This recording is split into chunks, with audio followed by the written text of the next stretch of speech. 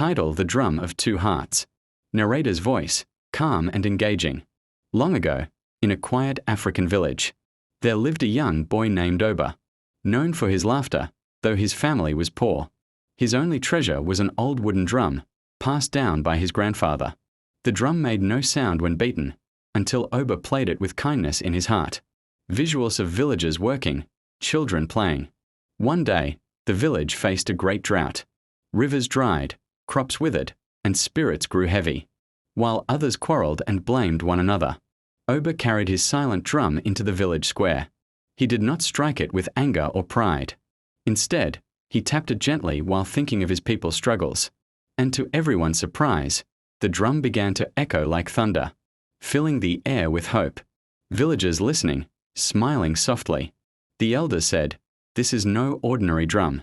It beats with the heart of its player. Anger brings noise. Kindness brings music."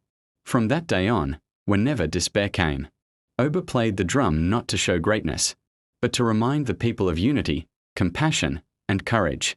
Sunrise, river flowing again. The rains returned, the land blossomed, and the village thrived. But more important than the rain was the lesson they learned. True strength is not in wealth or power, but in the kindness we share. A single heart can awaken the hope of many in a quiet village by a wide river. The people lived in harmony with nature. The river was their source of food, water, and songs. But the villagers began to forget their gratitude. They took more fish than they needed, wasted water, and never offered thanks. Footage of a boy standing by the river, curious and humble.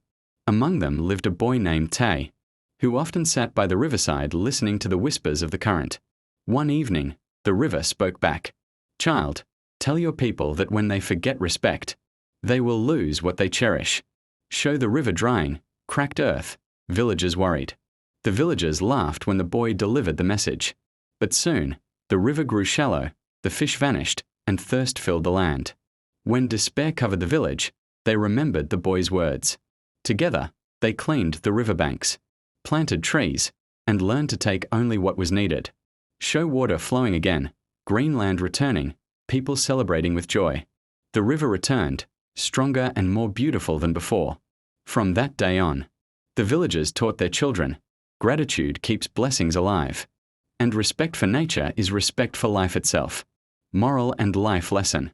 And when we take without gratitude, life's gifts fade away. But when we live with respect and care, blessings flow endlessly.